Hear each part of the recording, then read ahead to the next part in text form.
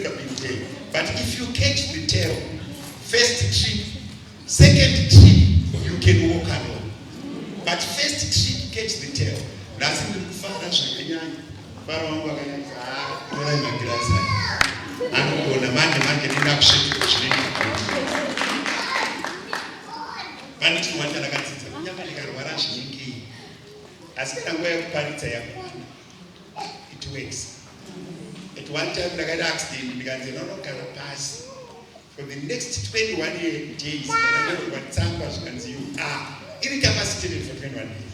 But if you check which pattern Thursday, Sunday, you jump.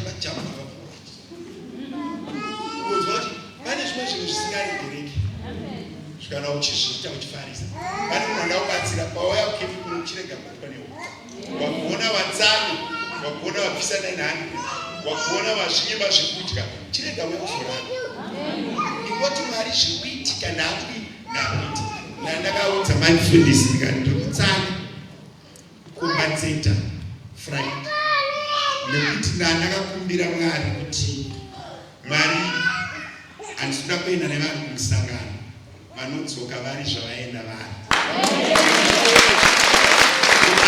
My time is very fast during the week. So nhasi plana kuti kana madhimoni akubuda ndofana kuenda kakuita nechitsukutsana navo. But pandazoita midday prayer ndanzamotya kuti enda vakadini vakadaro. Unoziva kuti pane chimwe chinhu chiri mumweya chakavigirwa vazhinji mumweya kuti minduro yako iripo asi kuvapo kwayo kune chekuita nekuti wasenza here zvemweya wagona here kunzwisisa zvemweya. Ndiri kutenda kuti mumwe munhu anodzika muno mugomo aziva kuti ava vatavinga ndiMwari, hatina kuvinga vanhu, tavingani Mwari. And manje the good thing about God is kana chakanakira Mwari ndechii. Amen and amen. Avanyanyi kuconsider structure yedu. Avanyanyi kuconsider kwatakaberekwa. Kana nguva yavo yekushinurira munhu yakwana. Amen and amen. Look at this is the highest ever attendance we have. Should be around 200. 17 from Western area and vamwe vacho kubva kuRudabhati. Pane chinhu wandada kudzidzisa kana chandada kuvimbisa. Hakuna munhu auya kumusangano uno achafanana neAsa. Musangano uno ndakavimbisa pulpit ndosaka ndakapedza svondo rese ndichitsvaka nyasha kuti simba raMwari rinofanira kuwanikwa muvanasikana uye simba raMwari rinofanira kuwanikwa kumasingo uye simba raMwari rinofanira kuwanikwa kumadzimai ari mumba. Saka patiri kubuda pamusangano uno umwe neumwe anoenda achiti nekuti muri Mwari aine definition yake yakasiyana nevamwe.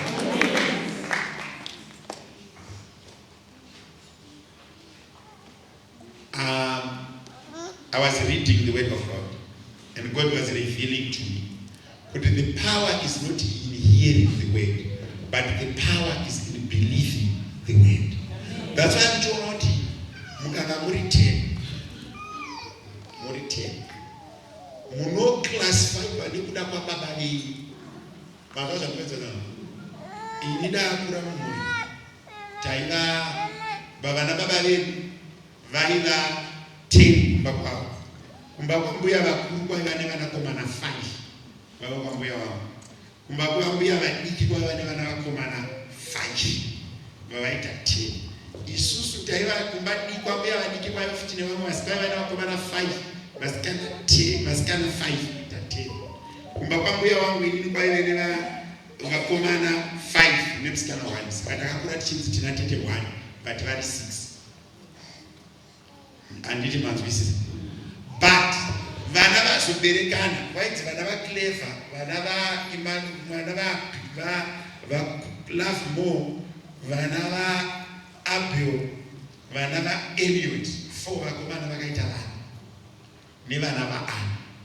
Waiona kuti portion yamaipiwa mukaungana yaidipenda nokuti mabva kuGrinora here ndokwaigara Lovemore kana kuti mabva kuchitungwiza here ndokwaigara Abel kana kuti mabva kumusha here kumusha kwaikwana isusu vana vaClever nevana vaEliot. Saka vaona kuti chigwa chaitangira kune vabva kuchitungwiza nekuGrinora then maheu ainyanyokuwandira nemunzvimbo dzemare mune chekuita futi nekuti who is your spiritual father. munharaunda dzezvemweya. Nekuti kana uri mweya wetsviyo ukazwa kuti mufundisi wako atigoni kuvakunda, haugoni kugara pavana vako. Because unozwa kuti chanonyadziswa vapera mazazvinezana. Saka pavauya kugomo kuno ndikuprepare munhu kuti pfungwa dzako ngadzigarise kunyora hwaro hwekuti theme pairi kuti NdiMwari. Ndafarira regai ndiiverenge theme scripture yatakapiwa navisionary. Handina kumbobvunzwa, handina kumbobvunzwa kuti munogona kuiparidza here. Ndakangoiona papost. Mavisionary anotonga. Ane kuna Numbers 23:19. Kana wauya kumusangano, ndanga ndichifarira vana mama vanga vachiisa pa status kureva kuti vanga vachifambirana nemwaka. Umwe munhu ndopaanenge akaisa status yaJoni Chibadura.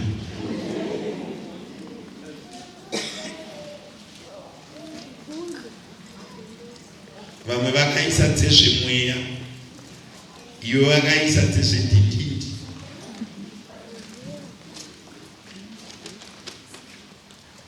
You know, God is not a man that he should lie, neither son of man that he should repent.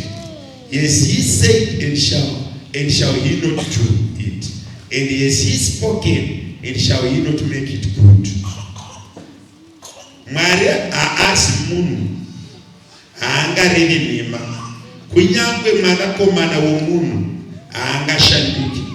Chaataura haangachiitikani, chaataura haangachisimbisiki. Shona nicho. And tinodissecta word. Tiende kuanalysis. Chii chiri kunzi God shall not lie?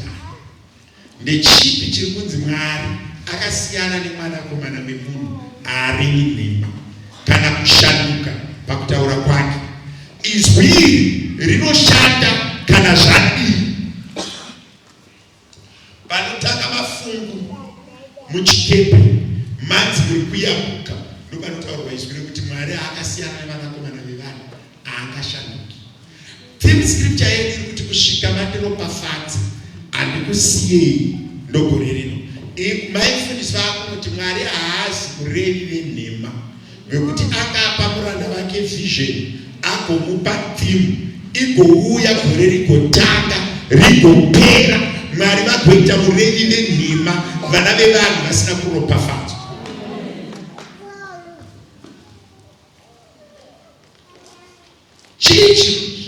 Chii chinotuma vanhu kurega kuropafadzwa? Inyaya yekuti people don't believe in the prophet. Noa paanoti ndavakarepo mvura zhinji ichanaya, vanhu vakaranga kuti aiwa hainani, vakarega kupinda maareka. Elijah ane nguva yaanosvika otaurira Ahabu kuti muroyi, kureva mukadzi waAhabu Jezebel. Paanotaura izvozvo anobva adisapia, asi adisapii pasina chirevo. Anoti kusvika ini nemuromo wangu, kureva kuti Mwari vane tsika yekupa vanhu vaMwari matheme, vopa vanhu vaMwari mavision. Why? Kuti iwewe uzvibate. Mwari haangarevi nhema, unoropafadzwa. Ende kuropafadzwa pandiri kutaura, handisi kutaura kuropafadzwa. Patinoti blessing, vanhu vanotarisira mari nedzimotikari. Vakaatenda service yangu last week, ndaiti blessing is a combo. Blessing is a combo. Imi mese muri madzimai munoziva kuti combo chi? Combo chipackage chinotengeswa chakasanganiswa kuti maonyeni 20 kg, matimati 20 kg, magrape haugoni kutenga 1. Saka hakuna munhu anogona kuwana ropafadzo isina kukwana. Mavanira. Saka pauya kukeni kuno, ndine vanasikana vamwe vasiri pazera rekutsvaga varume, ndine vanasikana vamwe vari kutsvaga varume. And be honest pane kuti kutsvaga murume kuti neniwo ndiri kutsvaga. Kune munhu anotarisa pasi, iwe uri kutsvaga. Kureva kuti tonyara vhangeri. Amen. Kana ukutsvaga murume ukutsvaga murume, kana usati wapazera nekutsvaga murume, but pavanasikana vese vauya kuno vari single nevasikana, kana wasvika 20 wakufanira kuchangamuka. Ukati vakomana hauna basa navo, wakutotanga kubatwa nemweya wepamhepo. Unoshaya sei basa navo uine mazamu? Akunyeba. Unokushaya sei basa navo?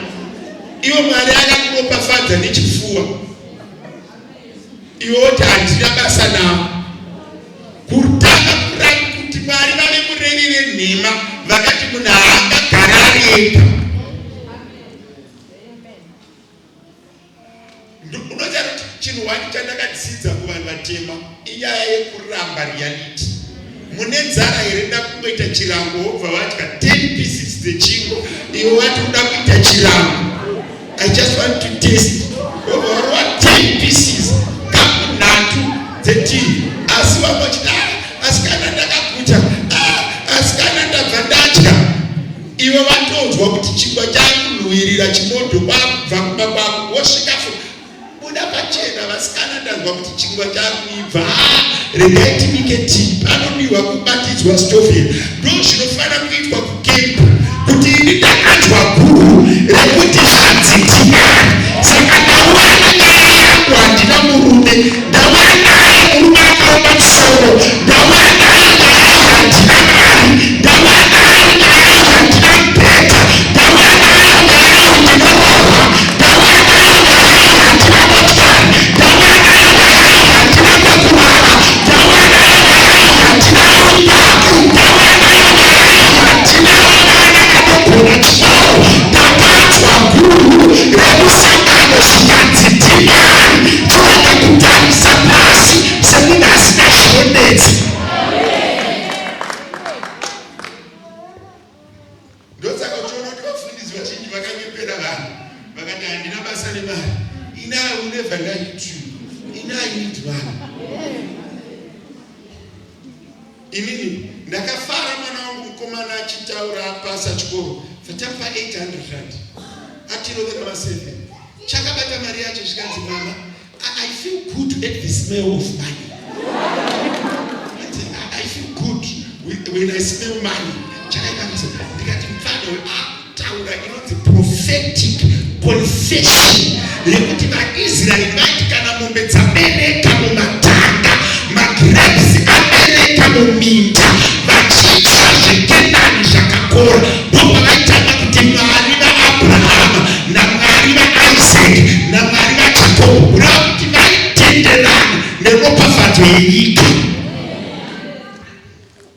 Kuna munhu anotaura naye, ndoda kuti utaurire problem yako kuti ndauya newe because NdiMwari.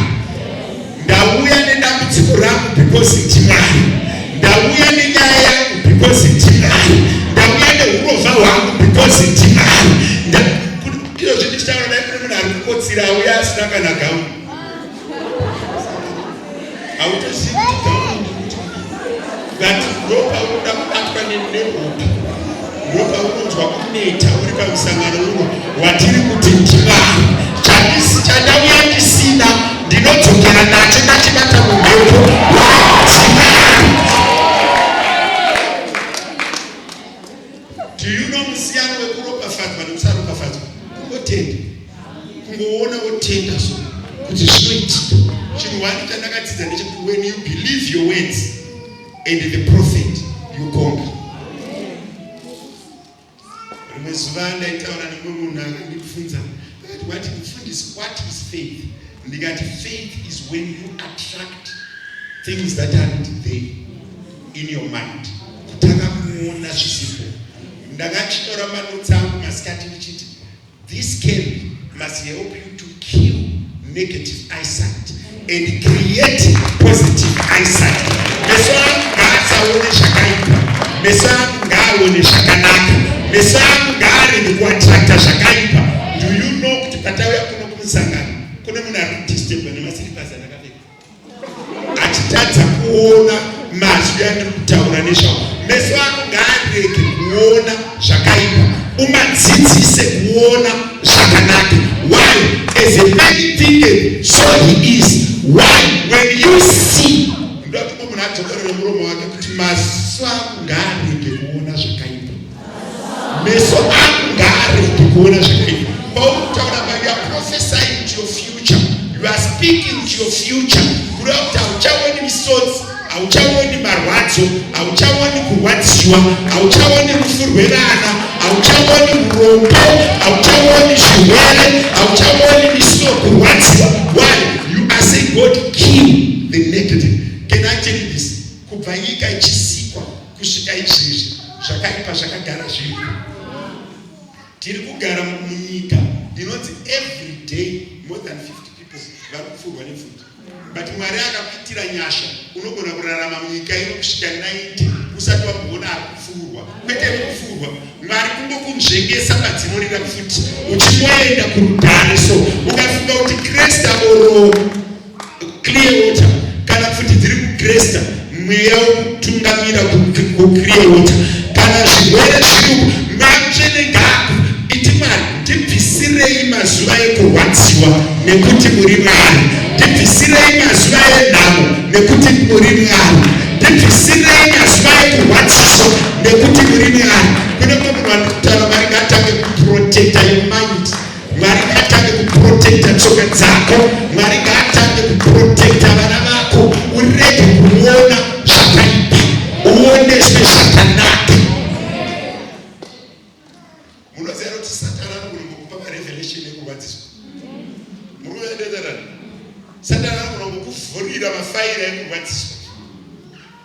Asi mweya mutsvene akakuitira zvakanaka, unenge uchingovhurirwa mafaira ezvakanaka chete. Pane chikwani chandakadzidza, unogona kudzingwa pabasa wonzi hapagariki, kopinda umwe munhu wobva pagara. Kureva kuti chasiyaniswa inyasha, same environment, same people, same conditions. Vanasikana muripo, vasikana chete nemasingo, vasikana nemasingo. Iti Mwari ndibvisirewo varume vasina ukwana. Mapenzi ariko ndibvisirei. Kana benzi rati kunondida ngarichita sopa. Kana benzi rati isu kumangweni tiri 5 brothers, tine 1 mukomana ainorwa zvikwake zvekuzikanwa neraini rese kuti anorwa zvikuitema. But mukadzi waakarwa kana 1D, mukadzi waakarwa antorogwa iyi maikuuya arikuda kuti kuwata, but varume vamwe achipukuta akapiwa nyasha dzekungogara mukuzoenda atoya achikombolera kuna mai kuti mai ndiri kurohwa, but kungomisa vamwe varume akomutendeka soga adoro, akomutendeka adoro, akomboita soga kana adura. Ndinoti Mwari akubatsire vanhu vese vari munzira dzako vasiri soba ngavakwane kana vasvika paurimo, mapedzi ngaaite right kana asangana nemi. Nyika akaomera but vari vachikokupaswa, vachikokupaswa. Kune vana vai muri mumba muri kunditswa, ngatinopfuvirei varume ava. Uchidzika goma akakuona so nyanzoona kuti zvinhu zvakaringana. Unoziva here kuti kudiwa kunonamatirwa? Mwazviziva here? Kudiwa ukati ini baba ndikuti so musandikuwadza. Nyamuka mara dziri dzako.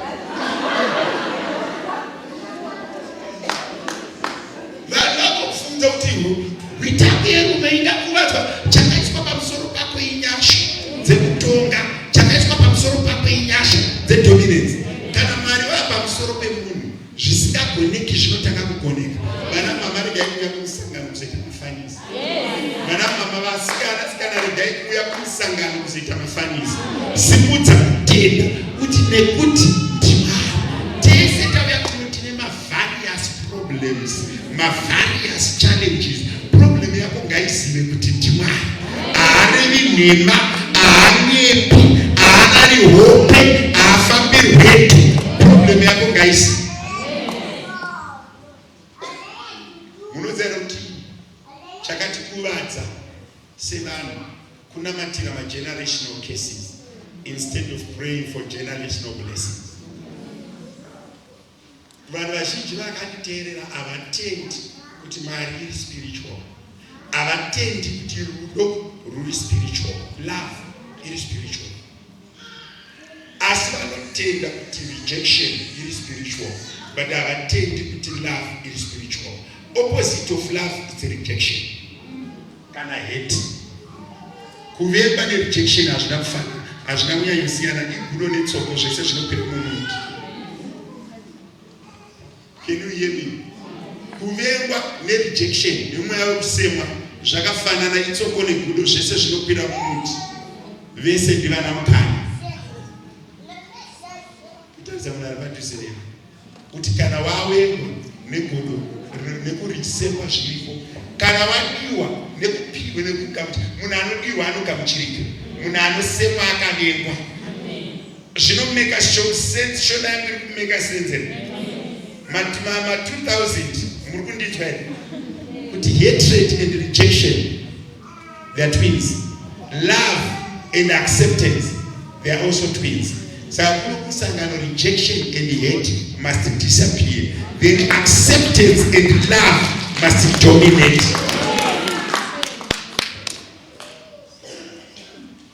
Hey, pane pandoda kusvika pandoda ndasimudza vanhu. Munhu wese ari kunditeerera maneno angu, ndoda kuti utange kupinda prophetic world where you start to prophesy your life. There are things that we need to reverse. There are things that we need to put order. Vanhu vazhinji vanouya kukempi nguva yemanheru ano vanorwadziwa nenzara, zvekurwadziwa zvino. Pandakazoona kuti kunyanya kurwadziwa nenzara itori spirit inoti kana zvaakuitika ndopaunotanga kuneta, kana zvaakubatika ndopaunotanga kunzwa. Ndoda kuti munhu wese ari muno atange kuprofesa muupenyu hwake, ati chakati nechakati nechakati nechakati nechakati nechakati chakubatika. Vauya vasina vana, ndoda kuti utange kuona gufu richibuda kuti Mwari maakundipa mwana, nekuti haudzokeri kubira apa usiku. Mwari anofanira kukubatisa mwana iye. Vauya kune vanhu, unoda kuti chinhu chakanyanya kuti kuvadza munomu inhamo. The spirit of poverty dominates. Vanhu vabva muma one room, vanhu vasina tsimba, vanhu vasina mufaro, unogara neaccount. Pane mweya wandanga ndichinamatira masikatesa, vanhu vanotambirwa kuti unongobata hauna chaunacho, zvese zvaunazvo zvinofa, chese chaunobata iwe chinofa. Even ukasvika panobhadharwa munhu 10, iwe unopiwa 3. Even ukasvika pekuti wabata mari yacho, still hauna chinhu. Vaikuda havachakufa, vaikugamuchira havachakugamuchira. Vana mama, musangano uno ngaukirete super women and super girls. People vakuti ndina Mwari ari mandiri, ndine simba riri mandiri, ndine dominance iri mandiri, ndine power iri mandiri.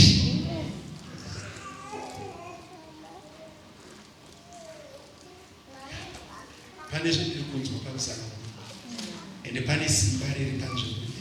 Mwari ngaatibatsire kumbopanidza. Pamwe pacho unosvika wotadza kumira nezvauda kuitwa naMwari. Power of your ways, pauri kutenda Mwari. He does not lie. Kana Mwari vaine pfuma semusina. If God is rich, why do I not have?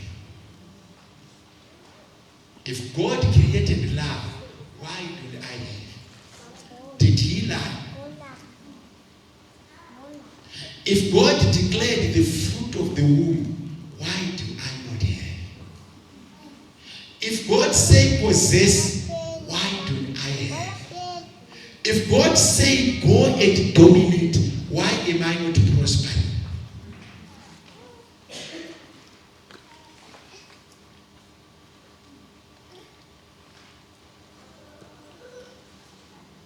Saka nononga umboitira munhu zvakanaka.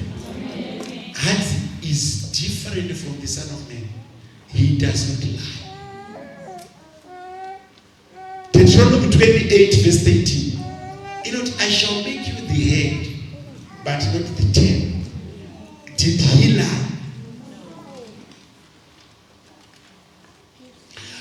You know, the word of God said, I will bless you as you enter the gates, and I will bless you as you leave the gates. Am I blessed? Vanhu vazhinji havadi blessing, vanotya blessing. Ende vamwe vacho havadikiki kuedza kutaura mazwi eruda akamuchira, kuedza kumupa mari akudikidya. Ndine vanhu vakawanda vasingagoni kudya mari. Anoti aine 20,000 anenge aida kutaura kuti akunoti chinganzwa mweya wekuramba kudyazo. Kune dhimoni rinorambidza vanhu kugara zvakanaka.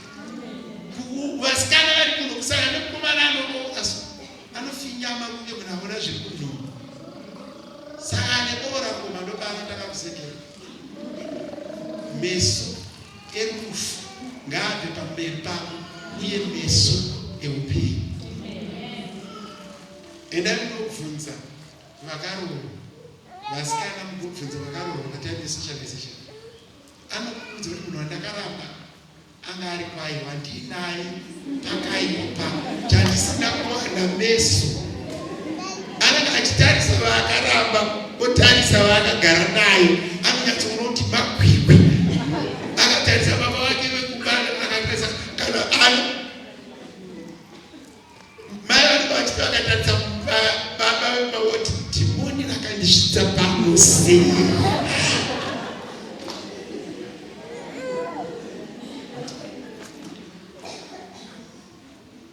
Chaitika chii? Mweya anenge unenge wabatwa nemweya unokuendesa kunamo. Unenge wapiwa meso anokuendesa kunamo. Meso vandati kuti ngaafe pamusangano kuno. Meso anotiendesa kunamo, ndangariro dzinotiendesa kunamo. Unozoone munhu ari right akakwana, miraipo zindichimirire.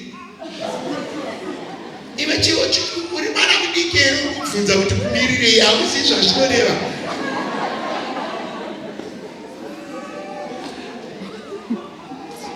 Anotanga kuita mutondula zuva iroro panenge pauya upenyu. Ndakamboti kune hanzvadzi yangu tiri kuchitonesa, ndikati tete idai mukomana uyu. Ndapedza kunyora famusisi ndichifamba nehanzvadzi yangu, kati tete uyu mukomana uyu mudei. Kuzoona tete wakufamba nomunhu tete ndakati wani. Handiti zvinonzi tipote tichibatsirana semazimudzi. Ndakavakwenyera ndikati tete munhu uyu, tete vakaramata. Ngoudza kudai ndosvikuti kuti nhasi meso angu ngaaone, meso angu ngaaone. Useni kwamba baki uchifamba somuroad unenge uchikuona zvinhu zvakaoma. Pane mumwe munhu wandakamufamba naye kumusha kwataifudza mombe, kwatakakurira kwakusina matoilets. Handiri saka vanhu vaingoshandisa matoilets as they do. Ndakambofudza mombe rimwe munhu kuti pese pane bona iwewe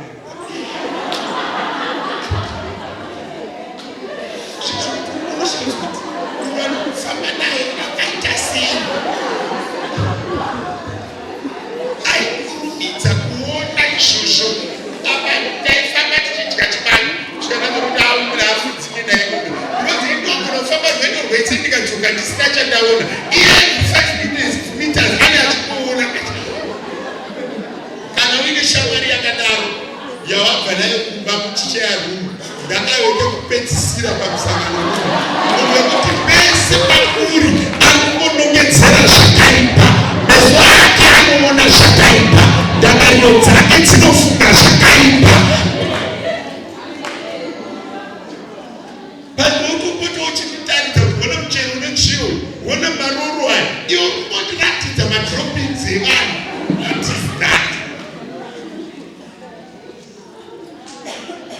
Kuna vamwe utwaitokafudza naye munhu wezoti anobata shiri, anoona mazai ehanga, anopfuura tsuro nerekeni, uinewo kumba uine muriwo. Kwete kuno kuti anenge achikuona.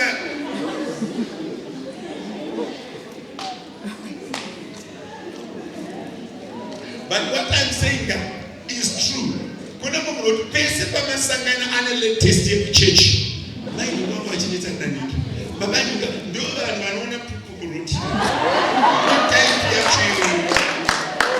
Aina kusina inotaura kuti ndatenga mota. Maini ngivane hesa yakanaka.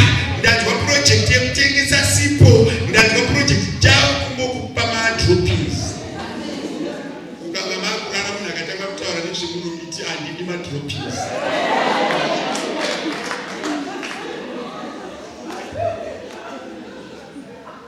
What am I saying to you? Oh, we are coming. Munazara tunogona kufamba muroti ine nyoka. Ukasaiona ikasabuma. Mukunaenderera. One, you are saved from the scare. Two, wafamba zvakadini zvakanaka. Ume agopfuura. Do you know what is water? Let me give you an example of water. Munhu ane blessing akafanana nemvura. Water mukavharira mvura mukavaka demo mukasapa inonzi breather inotendera overflow yemvura mvura inozokubvadurai mukavhura mvura mumba handidya mukavhara door inoramba ichikwira kusvika yasvika pawindo level ikashaya window level inobhadura mudhuri hakuna munhu anovharira mvura. Water is unstoppable. Bakaita dombo inoda yoita kwakaita geography nandara mshitangwa shumba yaona na RP Barnett ndo paifoma meandering nema caves andidya mvura yaingozwana pekudambura nani napo ichienda imbowana nyasha dzakafanana nemvura. Ngakurege kuita munhu anokuvharira, ngakurege kuita situation inokuvharira, ngakurege kuita door inokuvharira, ngakurege kuita wall inokuvharira. Kana vakakuvharira is just for a moment when you are finding your opportunity to go. Even background ngairege kukuvharira, edge ngairege kukuvharira, kushata ngakurege kukuvharira, kunaka ngakurege kukuvharira, marriage yako ngairege kukuvharira, udiki wako ngaurege kukuvharira. Vanasikana go and break through whatever is ahead of you. Break through. Ngaitaura nemusikana akanditi auya ku1-on-1 akandifundisa ndakaita mvana at the age of 16 ndo pandakaita mvana nanhasi ndiri kutambura ndikati akoda ino ndikati asvikaita 29 ndikati kune mvana dziri kudhiraivha mota uye kune mvana dzakadzokera futi mumba. Muri kunaenderera kune dzimwe dzakadzokera futi chii mumba ende hadzina kudzokera chete dzakadzokera dzane experience wisdom plus power of selection. Urikunaenderera zvekuti ndaita mwana ndatoonai that's reality but Mwari hamurangariri here vane vana vavo. Ndoda kuti kune vamwe vanhu vari kusingles department wanoda kuti umbobvunza Mwari kuti makati ndimi Mwari hamurangaririwo here vane vana vavo. Mwari hamunawo here chekuita nana Ruth vakafirwa. Kwete kuti pese pauya kumusangano haisi masimba hatina kumboone pastor did not preach us to single. Simple means you have a child. Simple. Or you are too old without a husband. Simple. That does not affect your thinking. Magana ina para chini chinonakidza so murume akanona kuuya but Mwari akudina kana kuroora futi iwe vacho chii chinonzi marriage. Mukadzi nemurume vanogara uye vese zvakamutema hazvibvunzwi kuti akatangwa mwetiani uye akatorwa mwetiani. Kana asina chinhu let him move in. Plus ukatokurumidza kuita mvana unototora jawo richengete. Zviri kukunetsa munyaya yekugara uchifunga kuti uri single wobva vakanganwa simba raMwari nenyaya yeusiku. Ndiri kutaura nemunhu uine maki yako emota uine imba yako wasangana na brother vekuti pfungwa dzirimo but havana chinhu woti baba uya mugare kumba kwako. Kana umuudza kuti samwana ndoda kuroora what is the problem?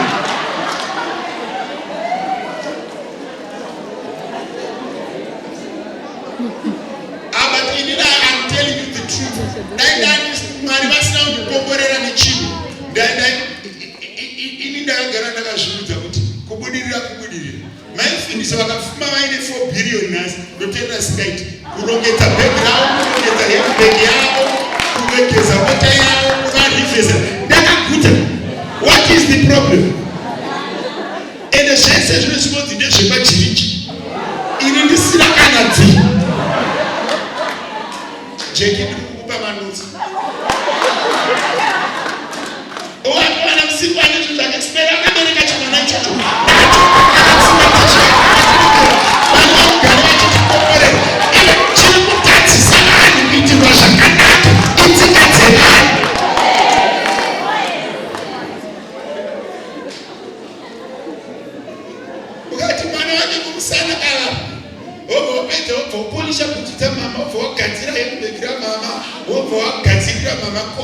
Mama unotsvaga mari wouya naye.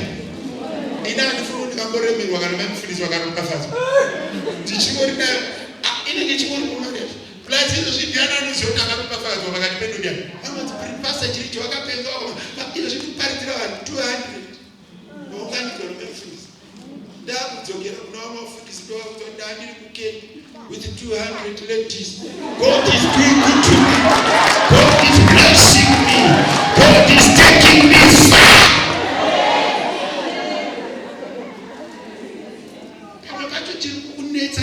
Dzevanhu ndakafara bhaibheri rinondinakidza. Unonzwa bhaibheri chokurangari richiti Naomi akati kuna Ruth, enda muisa musoro wako pamakumbo aBhoazi, kana wasvika pamadzi chirega kuzodarikira. Saka Boazi Ruth akasvika bata akasvika pamivati musoro wake. Boazi paakazwa kudzirwa mangwana ana kutaura zvinhu angonaka kugedhi akati ndawana munhu wako ana ndida kumutenga hangu paita inonzi recouping the widow to give birth for the deceased.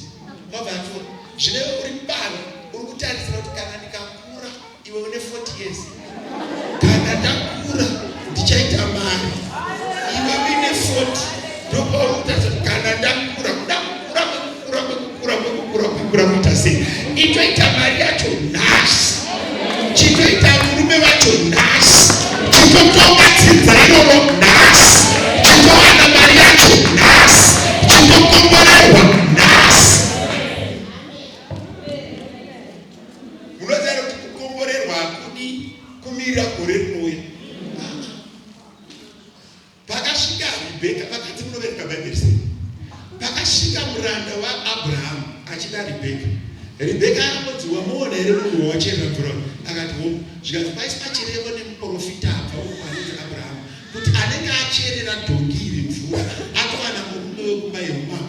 Rongedza Rebheka akakuti ndoda kuona kuti Isaac ane mazino akachena sei, akati ndinozviona ndasvika, iwe ndinoda kukubatsira bandiri kutaura ini semuprofita kuti pamusangano unonotsika wakakomborerwa chirega munotarisa mhando, chitanga kutenda kumuprofita kuti nekuti muprofita ataura zvekuperi unosangana nazvo ndave kuperi.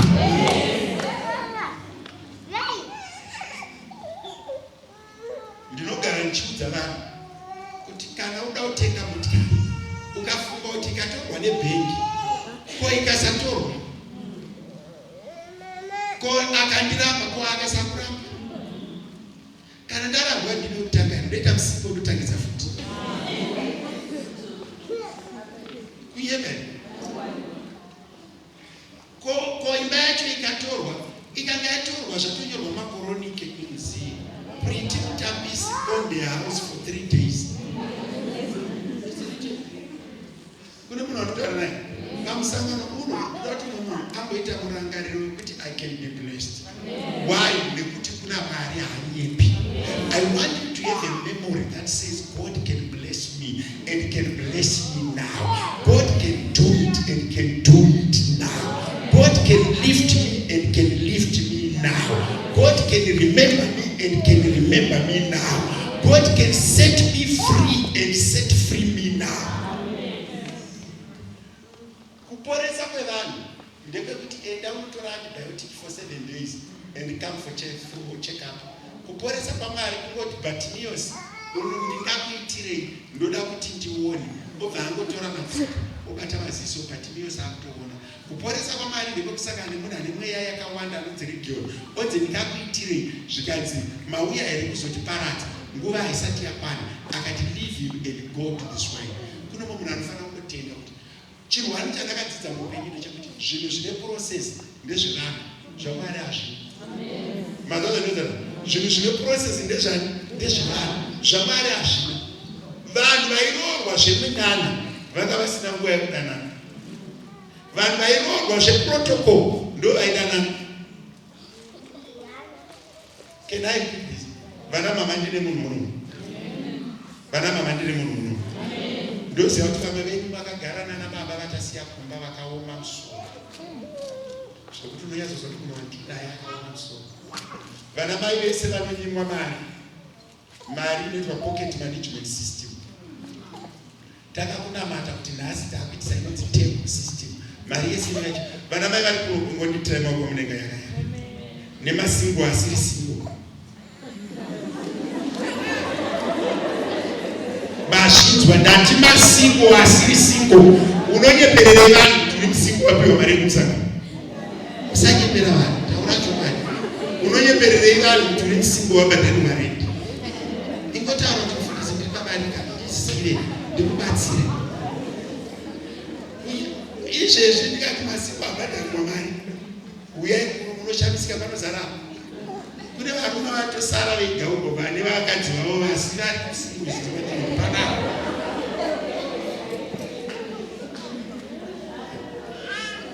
Nevasikana vatiri kuti vasikana vari kuchengetwa nevanhu. Iti yakayaka maoko munenga mufaro.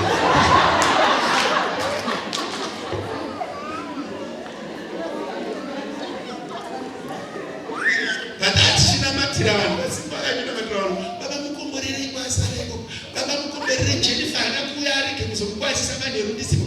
Those are kind of the situations that we come with in prayer. Don't be shy, speak about it in prayer. Tine vasikana vauya kuno kuvari married kare. Ma-married girls.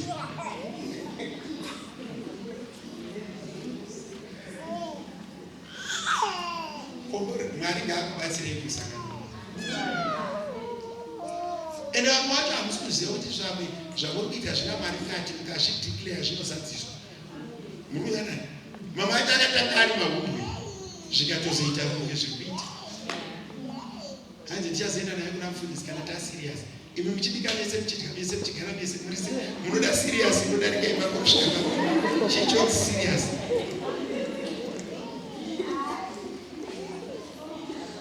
Chii chinonzi serious? Asi pane one musiku akava honest kwatiri. Vafundisi munamuza. Fundisi namatira munhu ndiye anobhadharira mwana wangu rei. Takashamisika kumafundisi. Takarobhera aiva ne2. Kanzi ndinosienda nauye andauradza message yacho pupuraiwo ndisenge.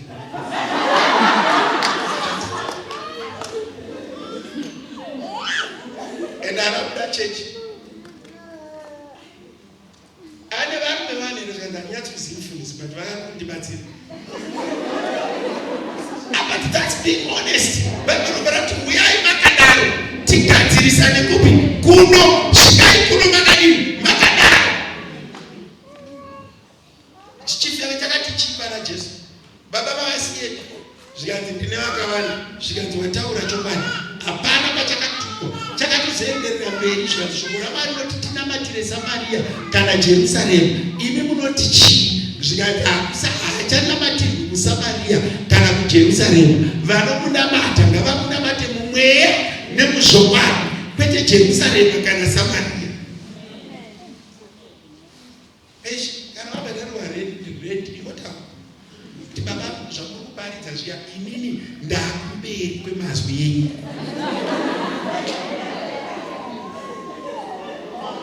Mazwi enyu eropafadzo ngaazoteera ini ndave kumberi. Kutaza munangatize nokuti be honest to Jesus. Be honest to Jesus. Ende vese vakavimbika kuna Jesu akavaropafadza. Vese vakataura chokwadi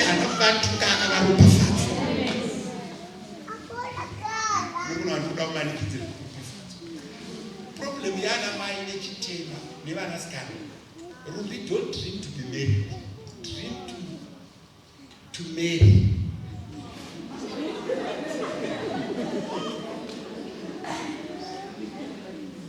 Unaza augoni kukumbirira munyasha yosina. Kumbira nzatu. Angandira. Ini mafundisi kana vakunamata vakanoti vakafundisa Mwari komborera mfundisi. Mwari komborera mfundisi. Ayo, Mwari ndikomborere. Mani komborera muzokomborera murume wangu. Be selfish. Iwe ndio akatsanya wokumbira kuropa vadzo kwasi akatsanya akakuta. Problem yako iri pano. Wozo unokumbira karopa vadzo. Wozo kumbira zvekutanga kwemari yacho. Ogaramba nayo.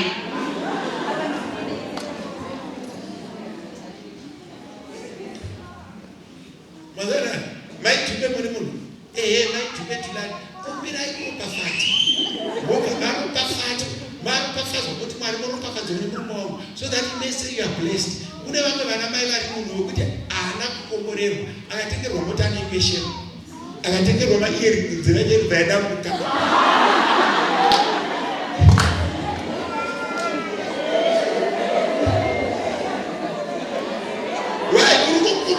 Komborerwa iwo usina kukomborerwa. Amemana munokomborwa nzepamaita chichigora. Hazvemari hazvinopa uri, you are not blessed you.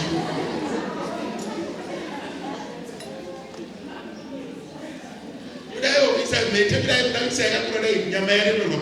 Unoona vanochekeka maAfrica yane venti.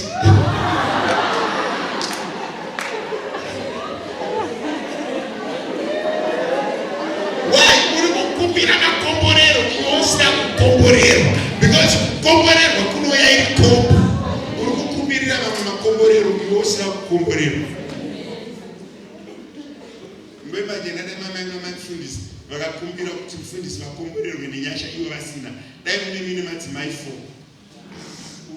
But nekuti ivo vakakomborerwa, kana ndikada kuvabata rafu kuti vanyengerera kuti kukembe madzimai vanounganidza vanhu. Pane zvimwe zvinhu zvinoita kuti unyengererekewo mumaso. Zvokuti kana uri mudzimai masikana mukumba mo usapinde mmereji uchitarisira kuchengeta. Pinga uchitarisira kuchengeta. Ngati akaomerwa kubasa wokubvunzawo bandi. Idea yemunhu akakomborerwa inoya yakakomborerwa because kukomborerwa is a combo. Komborerwa sekombo. Ukaspaila, I want to go deeper. I want to go deeper than this. Mwari akandibatsira. Do you know? Kuna munhu wekuti mukaita ushamwari unonyanya unoramba uchimufara nemumwe munhu kuti anongosvota usingazivi kuti kusvotwa nini. Hamusana vamusanga naye. Kuna munhu unoda kupinda muenvironment yake kumupa gumbezi unoremerwa. Kwete munhu kuti pedzai kana Mwari ndovedzera here. Ndoda kuti Mwari akukomborere kuti vanhu vakuvhurire masuo. Ndoda kuti Mwari akukomborere vanhu vakuvhurire pekupinda napo. Mwari ngaakupe spirit yekugamuchirika. Mwari ngaakupe spirit yekusimudzirika.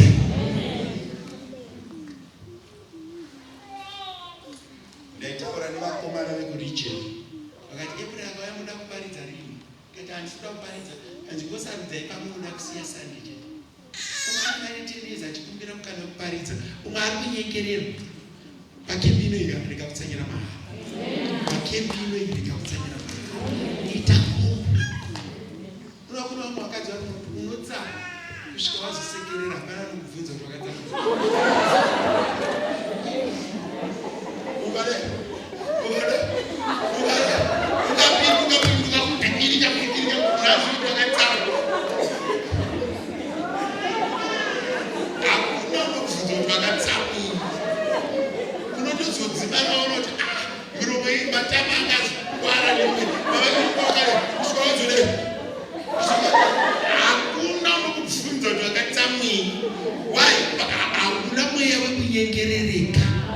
Hauna kukomborerwa kusvika panevhu yekunyengererwa. Ukakomborerwa kungodzikisa foni makatsamwa ibonai muri kunetseka nebonai chiiko chiri kunetsa papane chiri kunetsa here ndikuitire ti ndiuye nebhanana iwe kudai kunetoda zvipa maziso kana kuda kutobvunzwa kuti chii chiri kunetsa. Vasikana tisei, ukasamuisira hai haasende hai, ukasamuisira meseji haasende meseji, unonyarara kusvika utozora kuti ikatobhuruka shiri. Ndiwo unotozotanga kuenda Mwari ngaakupe mukana wekunyengerereka. Iti Mwari ndipe nyasha ndikomborereiwo zvekuti pane munhu ari kutaura naye unotsama kusvika wakufa ene unaramasa unozoridya wakufa newakuziya hakuna anobvunza kuti sei tisina kudya munhu arikobhura sadza rako tonorara mangwana wobhura futi tonorara neravana chanorowa futi vakakumarini kuuya pekudya banana haisi mamhepo iwai vasikana mweya unamatire usati wauya ukauya pauri unorema izvo zvanhu harisi masingo muriko kudanane muso musi vaano kushandisa hapakwazisi futi anonakadii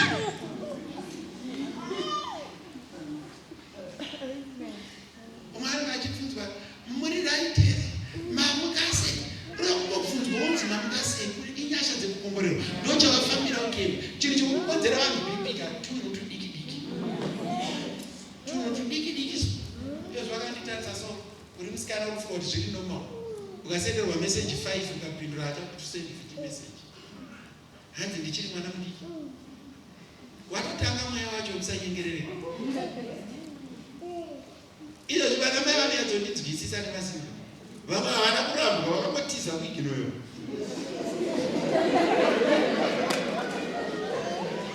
hauna kusonodza handida kuti vakangoiginoyo kusvika vanoti vana vakagara ndega vana vakagara ndonanana ndega kusvika vaenda havana vakurova havana vakudzinga havana vakangoiginoyo ende ukasamunamatira mweyayo panext chapter anouya futi anoenda muenderera vakarorwa nemunhu achishanda zvakaomarika pavangorane avatora dhimoni remunhu masikati machena anenge akakotsera so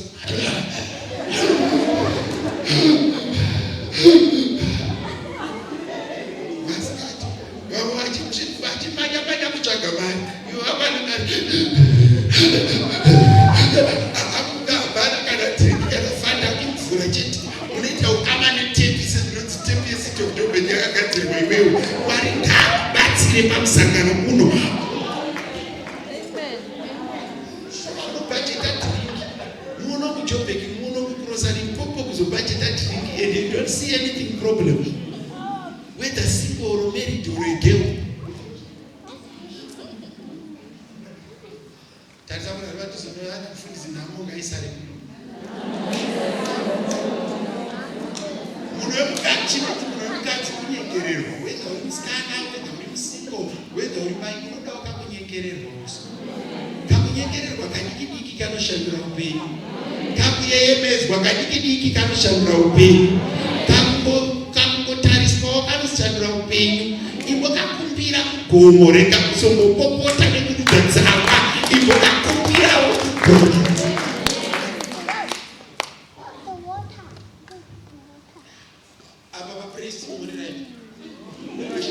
unoita munhu kusvika yazvaro pasina kubvunza kuti nhasi mamukasi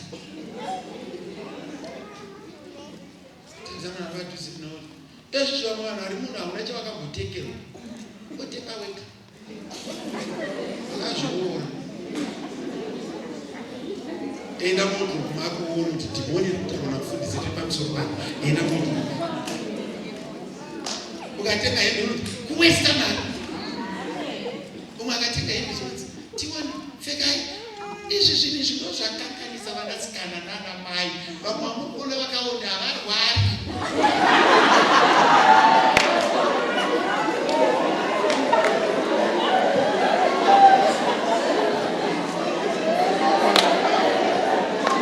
havana munhu anomunyengererawo haana munhu anomuemedzawo haana munhu anopfudza kumuka haana munhu anopfudza kurapa ende zvazvinonge akasikana chete zvinorova nekuvafundisa unongori mufundisa ari kuofisi yaadministrator ndakufamba imanje wafunda uchikumbira fiwo umwe mufundisa akachiti yakakwanere kudai achiti munhu akunetsa uchiti mai ndoda kutenda vabva kuruda kuti endai kutendei njira inese.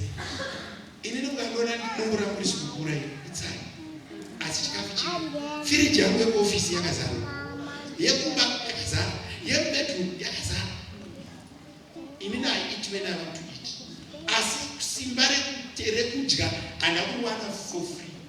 Ndakatoritsanyira ndikatoritisira siti kuti Mwari kana nguva yenyu yakudya yakwana handidi kudya mafufu, ndoda kudya zvakakora. Zvino iwewe hauna musuwo wakambobvuti Mwari ndoda kuguta. Do you know that you can pray for you to be full?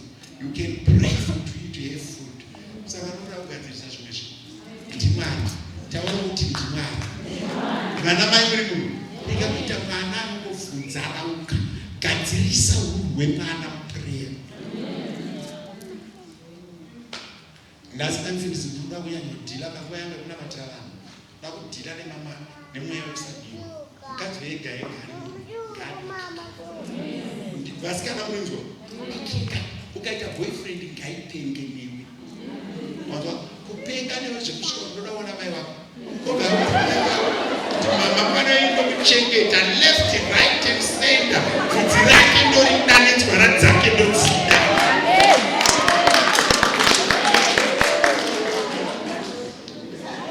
Pamusangano uno ingodikitawoso iti Mwari tipeiwo mweya wekudikita. And this applies to every woman in here. Single married girl, namatira mweya wekudikita. Dikita. Wakakumariri kuti I love you. Even nomwana wako chaiwo. Mweya wacho unospreada nekuvana vako chaiwo. Kuti vana vako kuzivi ndaiseka.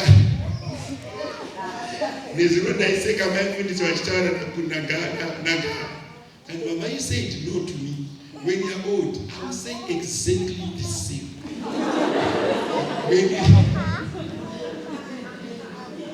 I was sitting, vachitaura. But yes, you can go and sleep in the top dining. Because yeah, Mama will buy me a car. Next day, that's my conversations were. This spirit yakakanisa vanasikana vazhinji, yakakanisa vanakomana. Ndo imwe yacho inokonzera madivorce, ndo imwe yacho inokonzera relationships that does not last for more than a month. Unogona kutarisa kuti chii chandakakanganisa hapana. I put all the effort, but I'm not acceptable. I'm not acceptable. I'm not received well. Avana mama ndofanira kucommunicate nemi zvakanyanya. Mukuenda chikoro chinotuma mfaro kugamuchidiki. That spirit of acceptance. Ene yoiga inotokushanda kunana baba. Kuna mwana baba kuti ivi ndakaitira muri zvakanaka sei. Ane kachibodzi John, graduate kunziteti.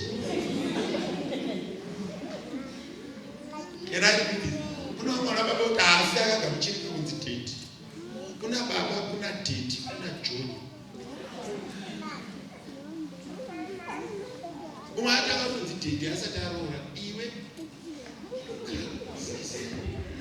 Tashitwa na Mwari. Tona uchivaka. Pane maspirits anoda kuaddress. One, munhu wese anonzi munhukadzi. Receive the spirit of acceptance. Nekuti NdiMwari. The second spirit is vana mama. You are a favor from someone. You have a spirit that makes things happen. Vana mama vese vanodzimba. Nemasingo ari marelationship. Masingo unopiwa mari yacho uchengeta unorora iwe. Handindiona kupiwa mari yacho. But kana ndazokura, when I'm 70 ndausiya ndadzidzisa vasikana vanenge vava vasikana nguva iyo. Kuti zvekuroorwa ngazvikude fashion. Roora kana uine mukana kuroora. Handisi hangu vana mama vari munhu. Badai vana mama vaida kuti patestimony. Amboshai 5 vanoti relationship yandiri marriage yandiri ndakaita. Chinhu yanga asingazvifungi ndakamutanga. Kumudza kuti uri kwenu baba kuti eno ndikuya ikoko. Unowanya tomupfekera sketi yesize yake.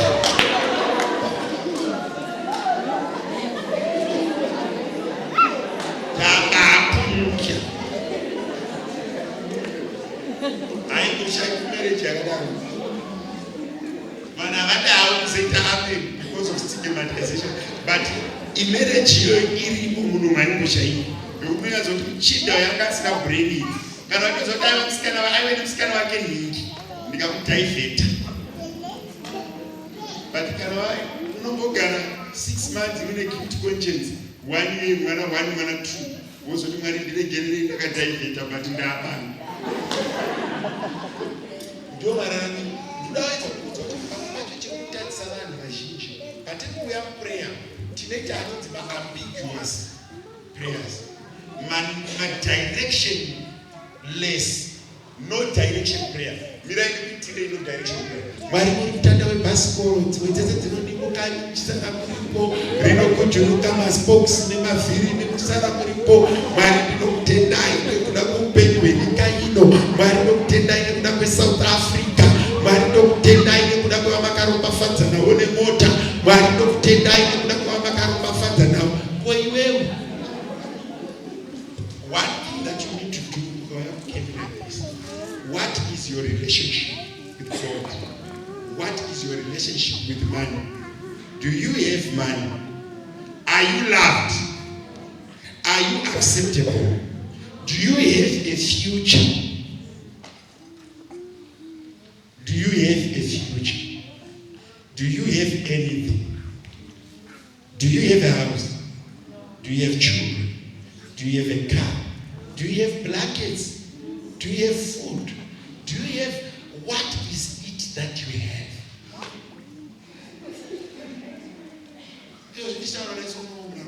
Pane vangenda rekuti hakauya toenda akuda kuendepi munei chii kwamunoda kuenda nekupo even vakauya bhasi chaipo vane zvinhu ndo vanoenda kumberi vasina kuenda kumashure saka kuendepi musacho kudenga kukanzi ngakugarwe nemashandiro amaita panyika vamwe venyu munodzoka kubanyika motanga kuita zvipoko because you never work for upenyu unovana kushanda wachipoko.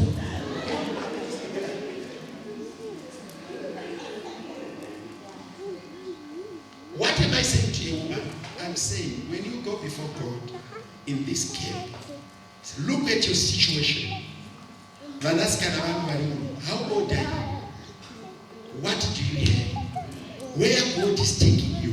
Where are your children going? What are your needs? What are your wants before God? We managed to create in there and we managed to have. I will look after you. I will buy you a car. I will have a swimming pool. But it's another single church more.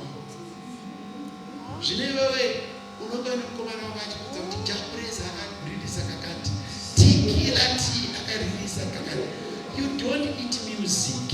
You have a word of prophecy. You have a word of substance. You have a word of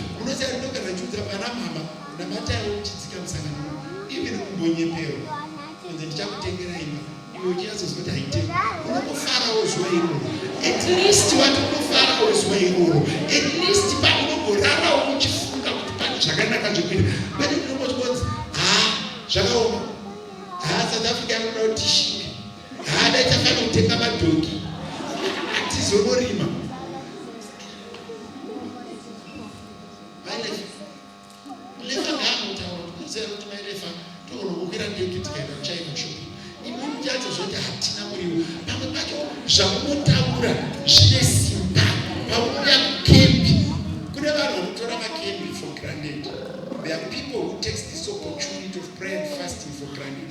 But one thing that I do when I come to the camp, me, your pastor, is one thing. I decree. Just part of your camp, in the section ya Memphis, in the section ya Shannon, in the section ya Kunash, in the section ya Gaun, in the section ya. I want 1, 2, 3, 4. Ndaiverenga ndakatumira mai masuka. My prayer request na mai moyo. My prayer request amafundisi egorembi 2008. Muchinayo remember my mind. Just come and read. Don't read the other one. Just read the prayer request. Gumira ipapo. That was 2008. Tichidanana muna January. Takazorora na December 2008. Prayer request coming now. All right. Number 1, secure a job, phone, passport. Number 2, a car for Alfred. A car for me. Decent accommodation, financial prosperity, to increase in strength and weight, marriage, wedding, to help my family financially, better love in my relationship, set up a business. That was 2008. Actually, we are the that down the line, we got a wait, right up to gain a weight, right up to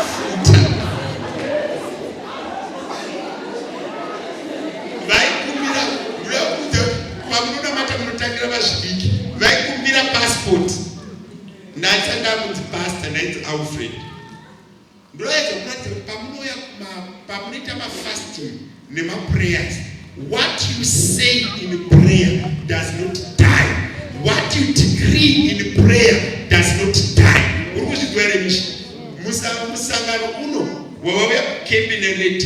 If you speak something, you can recall it 20 years later. We can kind of change the 10 but as well I got a prayer request. I need a passport. In that something that they shall not time you are bad. Anytime you are about to paper, so they tell some prayer request at 2005. God, I want to do evangelism. I want a car. I want a text to go and preach in the wrong area. Those were my prayer requests. Don't underestimate your fasting. Don't underestimate what we are doing now. Don't underestimate what we are saying now. Pray that you are loved. Pray that you are acceptable. Remember, then I had a license. She didn't. Give a license. She took a license in 2011, March. Last week of March 2011. Shannon, I need 3 months. No power license. Asiaga Yanamatirwa 2008. Motor. She first had the first car in 2012 September. Yes. No power motor and then start out for the first time. 4 years later,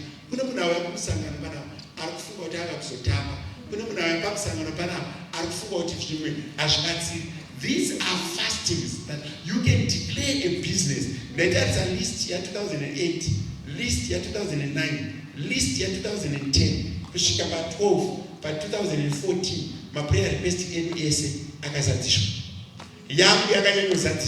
Last year, I wanted a mega church building. That 2018, each painting. And said that take a motor in America. Was the high for more than 5 years. Do the motor in America. Yantina, you know, is for pastor. Do the Gaita say I'm to a second because I've been praying for that. So it's one moment, but now I afford it. If I want it tomorrow, I can have it tomorrow. If I want it tomorrow, I can have it tomorrow. But the matter of prayer, start to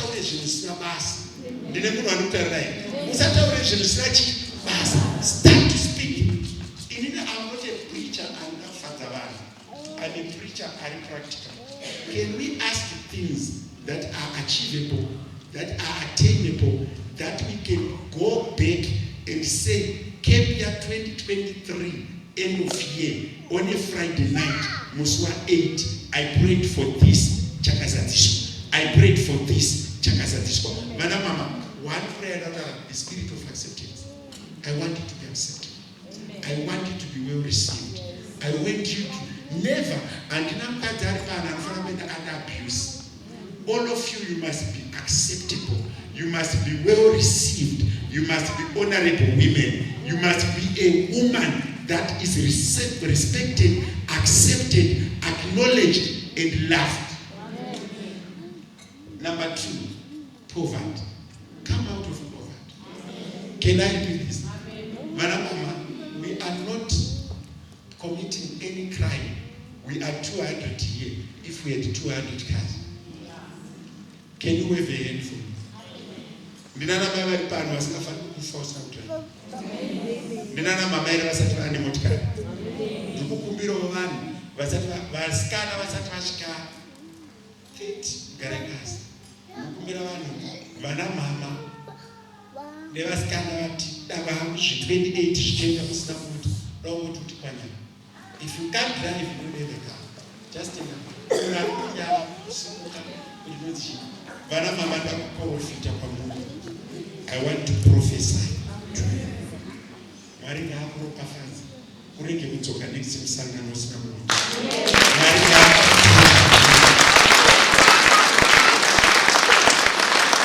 pane dhimoni rikufunga zvawasiya kumba. Pane dhimoni rikuti baba havana. Pane dhimoni rikuti kumuri kwedu hakuna. I want you to refuse that spirit and say, last midnight, believe in the prophet and you prosper. Do you believe what I'm saying? You have a car, you have garages. 2008, I made a vow. No good. 2025. Ndikati Mwari mukandipa simba andidi kuwana mudzimai ndisina mota. Pandakanoroora December, ndichidzoka 20 February ndakapiwa mota yandisina kutenga. Mota yatakashandisa from 20 February kusvika muna September 2011 tisina kumbebhadharira sendi. Zvikanzi unoida here kuitenga ndikati I can't buy a car that I use every day. I want adventure. I want to go and buy another. Why did you come to the camp? Why are you here? What is the problem? Fundisa andina problem. Kana wine million you want 5. Kana wine 5 you want 25. Kana wine 10 you want 15. Ndine munhu anokumanikidzira kuropafadzwa. Ndine munhu anokumanikidzira kudikika manena. Rega kugara marriage kutukana, rega kugara marelationship ekubvapurana. Mutsai vakarara. Panangoti iwo ugamuchire mweya wekudiwa wabva watakaudzwa hope. Mwari ari panangotama kutaura nyaya yekuti vanhu diwa so une dzimwe hope dzenhamo dzakatanga kukubata. Can I repeat it? Kune mumwe munhu wandinoda kutaura naye. My friends, I've got this burden. It is so strong in me. I can't pass through it.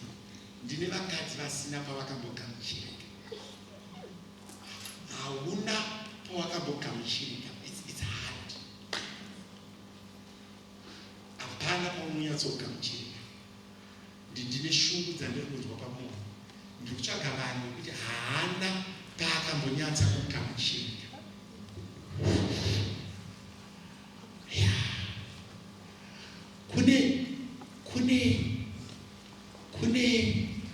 Kune spirit iri kuteera vana mai nevanasikana yekusagamuchirika. Mai masuka varaidho iri movhara futi iro risashandi. Poita munhu wani anondimirirawo uko neapo. Kana munhu achibuda muteritori yandaakupinda ine hondo dzayo. Ndiri kupinda muteritori isiri usual. Kune vana mai nokuti you don't know what you err, you don't know what is wrong with you. Kune vanasikana vakadaro ndisandatanga deliverance ndiri kuparidza. But kuti ndiri kutsvaga vanasikana nevanakomana kuti hakuna chinhu chiri acceptable on you. Mweya washe une zvekukuudza kuti pane hondo dzekurwiwa nevanhu dzekuti hakuna chinogamuchirika pamusoro pako, hakuna chinobatika pamusoro pako. Kune vanhu vauya kukempi kwemakore nemakore, kune vanhu vanonamata kwenguva yakareba, kune vanhu vanofamba kwenguva yakareba. Chimwe chinotadzisa vanasikana even kusetira pamarriage inyaya yekuti haugamuchiriki. NdiMwari first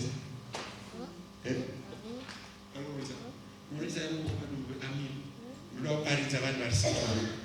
Kune territory yatiri kupinda vana mama, kune nzvimbo dzakanaka dzamunofanira kuenda asi hamusi kudzipinda nekuda kwehondo dzevanhu. Kune madoors asingapindiki, kune malevels asingadarikiki.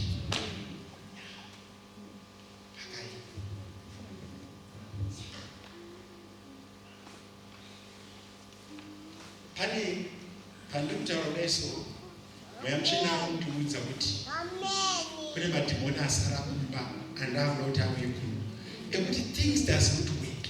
You don't know why things does not work. You don't know why things are what they are, but they are what they are. It doesn't work. Pamwe pacho you think it has worked, but you wake up tomorrow and realize it's not working. But spirit yandiri kurwa nayo haisi spirit imwe, ispirit iyo yekurambika kudikika. Kuti upinde boardroom, kuti ugarike newe kuti zviite, pane hondo dziri kurwana nevana vevanhu, kunyanya vanasikana mudzimba, vanasikana vachikura, unotanga kuona kuti things are not working. I've got a very, very strong vision.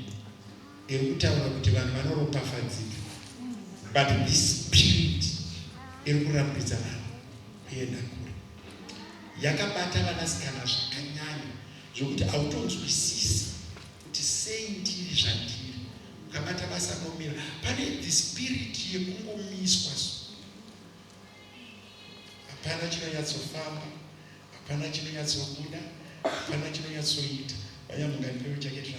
Hapana chinonyatsoshanda, hapana chinonyatsoita.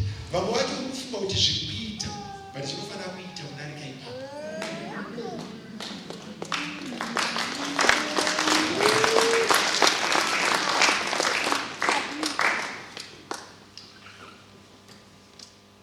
Pane hondo dzinorwiwa nevanhu. I had two visions this week.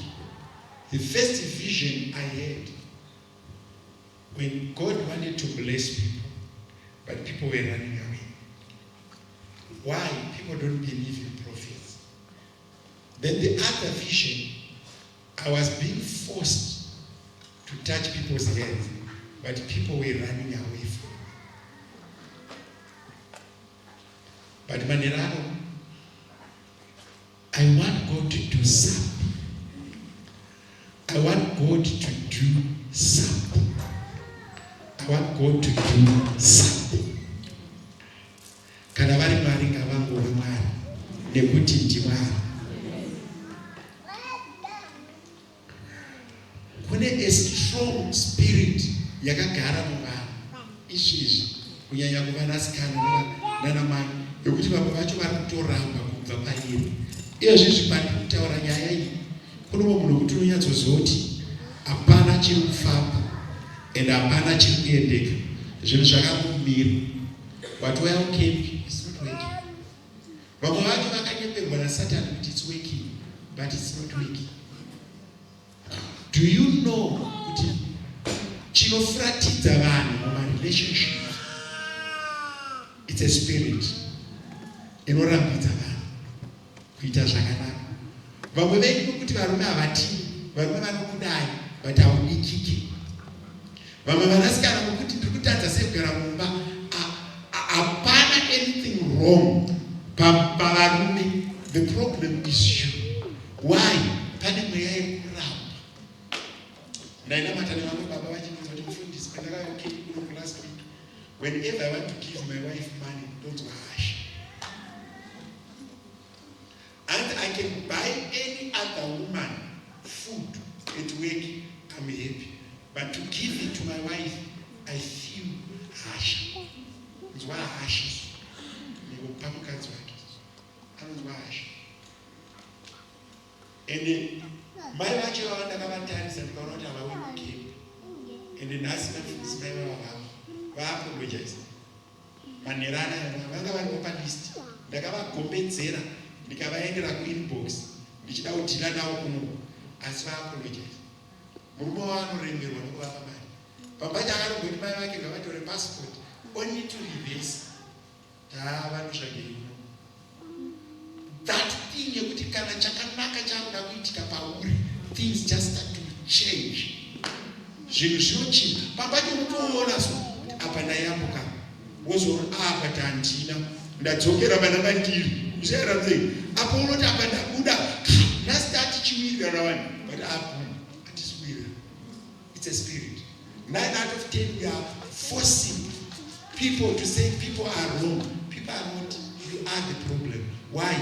Satan zvaanoita akazoba kuuraya nekuparadza pamba chakaona kuti yagoing far anokumirira muzi. Umwe munhu anoda kupa basa haki orega. Ndine habiti yekunamata manheru pamba chimafundiswa kuti you are addicted to your phone. Because I always check my messages before I sleep. I check my messages before I sleep. I check them at midnight. I check them early in the morning. But no one will check my message because I see my innovation. Ufana kutomanikiza. Pano munhu utinoona munamatira ndi pambed. Nomwe munhu unofana kutomuka ndofuka. Ndikawa munamatira ndi pambed ndokotsira. Nomwe munhu unamatira 10 minutes uri pambed wopeadza bati. Kune mweya yatikuwa nayo inorambidza vanhu. This spirit panataka kuitaura vanhu vazhinji wabva waenda down yekuti are you loved? Are you received? Can you have it? Can it work? Many people say because you are ugly, but can I tell you this? They are very, very ugly, lovable people. Can I repeat this? They are very loved. I need to repeat this. Nyaya yekunaka chiso kana kushata chiso haisi true. Mumwe akanakira umwe akashatira umwe, akashatira umwe akanakira umwe.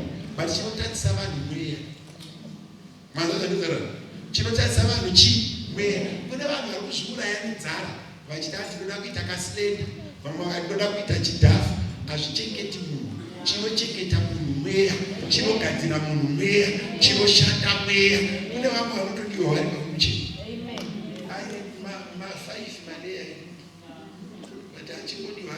Muridzi wakanaka achitopinza taura achikeza maria imo. Baba mikupa mapiritsi kuti ndisimbe. Nyaya haisi pamapiritsi. Unodika wakadaro. Unoraramika wakadaro. Chiri kudiwa kunogadzira zvemweya.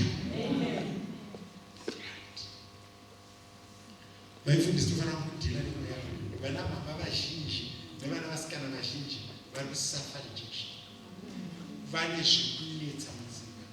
Why azhinji? Zvonetsa. Vamwe vacho havabatiswi nayo. Vamwe vacho vanochengetwa kunge chicken kuti akapiwa chikafu chemakuseni zvakwana, akapiwa chemasikati zvakwana, akapiwa chemanheru zvakwana. Why? It's a spirit. What makes a woman happy is the spirit that is around that woman, that person, that what works. I know what I'm preaching, people don't like it. People want me to declare houses. But haibatike imba yacho kana uine mweya wakakutenderedza. Haibatike marriage yacho kana uine mweya wakakutenderedza. Ukapunyuka pamweya. I want to tell you this. Check how many we are. Chaita kutungana panapa, there's a spirit that is forcing people to come. Imwe ikadaite more people don't come because there's a spirit that is forcing people to go.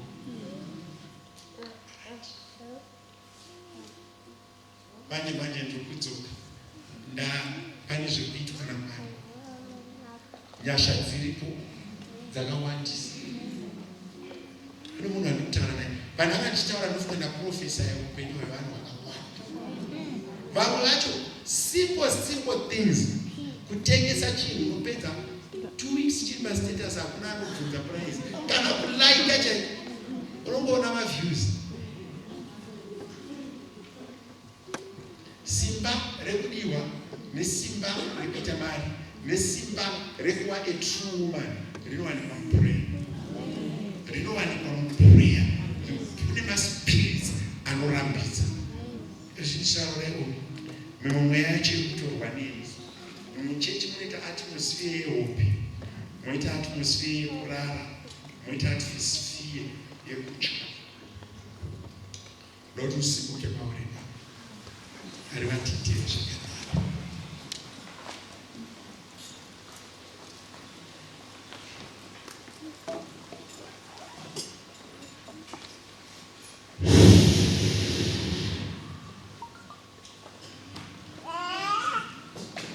Sei tabatanidza vana mai nevasikana, pane hondo dzinorwiwa nemunhu wese anonzi munhukadzi dzakafanana, dzinotofanana, is the same. Hondo dzevanasikana dzakafanana. Unfortunately, structure yechechi haititadiwa mai muzukuru avinongoti mwana, because nyaya dzake dzinongoyawo direct. Icharamsei dzamai vacho dzinongoyawo chi direct. Kune vanhu vane mwoyo yechechi, kune vanhu vanotadza kukomborereka nespiriti yekuramba kugamuchirika.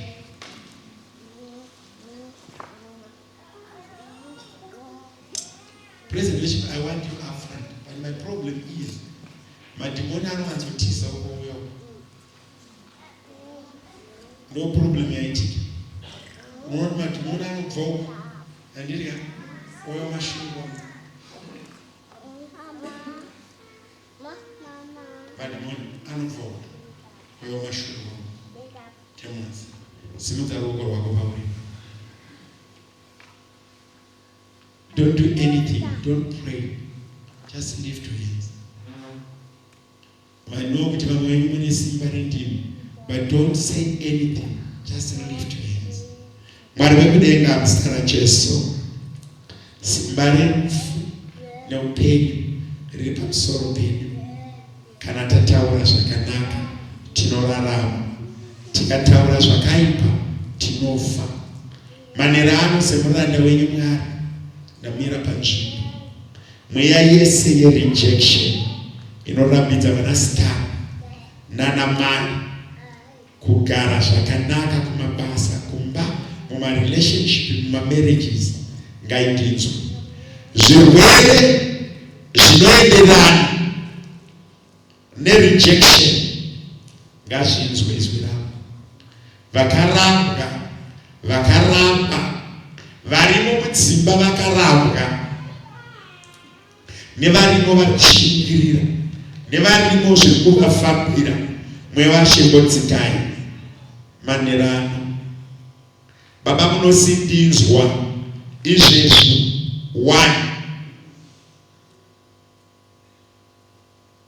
Holy Spirit. 2.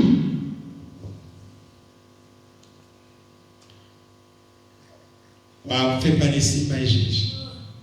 Mhepo dzese dzekutenderedza marriage, mweya yese yakatenderedza pfuma yako, mweya yese yakatenderedza kurarama kwako, ndakuda kuti iende blessing iburuke izvezvi. Mamarriage asipo anofanira kunge aripo. Bandiri kudaidzira number 3, simba rekudamburwa kwezvisungo, simba rekudhiswa kwemaota. Mweya wache 3, take over Holy Spirit right now. Izvezvi sonongoro mamarriage ngaapinde muvanhu, dzimba ngadziende pavanhu, mufaro ngauende pavanhu, baba dzimba ngadziende pavaridzi vadzo. Mweya yese yezvipapo, mweya yakarambidza dzimba, mweya yakarambidza madzimotikari, nezita raJesu right now take over. Mweya mutsvene take over right now. Izvezvi ndiri kurayira mweya yese yedivorce, mweya yese inorambisa vanhu, premarital relationships, mweya yese inorambidza vanasikana kugara zvakanaka ngaiende nezita raJesu. Vamanitas havanaingwe zvekutizwa nedhimoni. Ndati madhoo ese ngaamire munhu, hamuvarayirwi manitas. Every entrance ngaideine munhu. Baba ndokutendai kuti muri Mwari. Ndiri kunamatira this side right now. Vakamira praise team, ndakuririsa mhepo inopisa nezita raJesu. Izvezvi hakuna simoni rakamira this week kana mweya wakamira ipapo nezita raJesu. Holy Ghost fire receive kwauripo kugamuchira nezita raJesu. Ndiri kutaura nyasha kwauripo kugamuchira ndakuya pakatani 1 2 3 go nezita raJesu. Baba ndiri kurinisa vanasikana nanamai mweya yese inoramba dzimba inoramba dzimotikari ndaione nezita raJesu. Chese chakabata mufaro ngachitambe nezita raJesu. Baba ndiri kukutendai ndakatendeka jaketi rangu izvozvo pandakurisivudza mumhepo mweya yese yedozi chakabata mamoroji chakabata dzimba chakabata mufaro ngachiigwegedze nezita raJesu. Kune vanhu vakawanda vari kuresista tendera mweya mutsvene mukupfeka izvozvo. Baba ndiri kunamata musiye ingorambidzai maambulance chete hakuna unobuda. Ndiri kutaura moto nezita raJesu. Izvozvo vanhu vanopinda parelationship achipera receive. Vanhu vasina vana gamuchira. Vanhu vasina chavanacho. Vanhu vanorambidzwa kufara izvozvo nezita raJesu. Vanhu vasina mari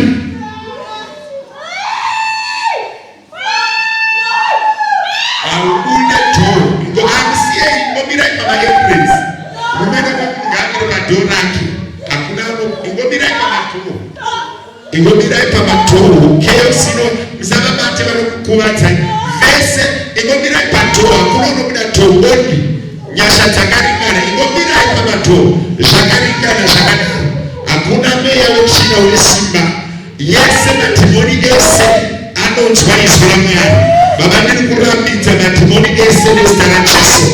Mamhepo ese ari mumabheji ngauye kumberi vakapfeka nemweya wetsvina ngauye kumberi nezita raJesu. Kune vanhu vakagarwa nemweya vamwe vavharwa pahuro vamwe vari kunzwa dzungu vamwe vari kupiswa nemakumbo hama dzese dziri kunzwa mastrange feelings ndiri kukutsvagai vamwe vari kutemwa nemusoro.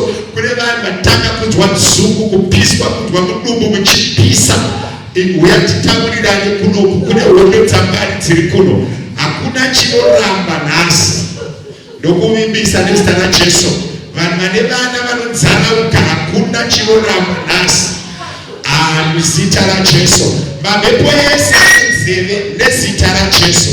Mhepo dzese dzevanhu dzinonzwa hakuna chinorambira vanhu. Baba ndokutendai kuti muri Mwari. Zita renyu ngarikudzwe. Nyasha dzenyu Mwari ngadziteerere vanhu nhasi nezita raJesu. Baba muzita raJesu nyasha dzenyu Mwari ngadziitire vanhu zvakanaka. Uyu ngaaendewe mweya wekutera unoramba kunorwa ngaubve enda ugoni kurega kuuya kunoota nezita.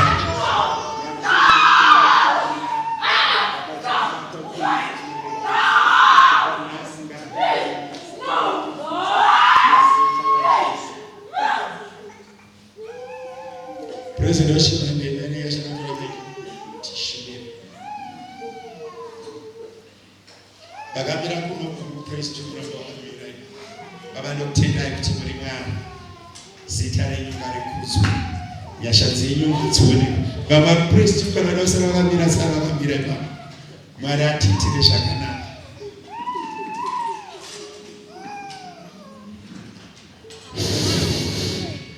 Zita renyu Mwari ngarikudzwe. Ndakudeclare 1 2 3 5 buda wendi mweya yese isina zvainoreva ngaiyendi. Mhepo dzese dzisina zvadzinonoreva ngati Holy Ghost fire. Mavanosimudza simba ramweya mutsvene paaritari. Hondo dzevanhu ngadzitame. Vanasikana ngavasunungurwe. Vanamai ngavararame zvakanaka. Baba muzita nemuropa raJesu. Kune hondo dzevanhu dzinobva nhasi. Hakuna munhu anouya muna akadaro akaenda. Iwe anditoni 1 2 3 go muzita raJesu. Baba ndokutendai kuti muri Mwari. Mhepo yenyasha ngaitenderere muzita raJesu.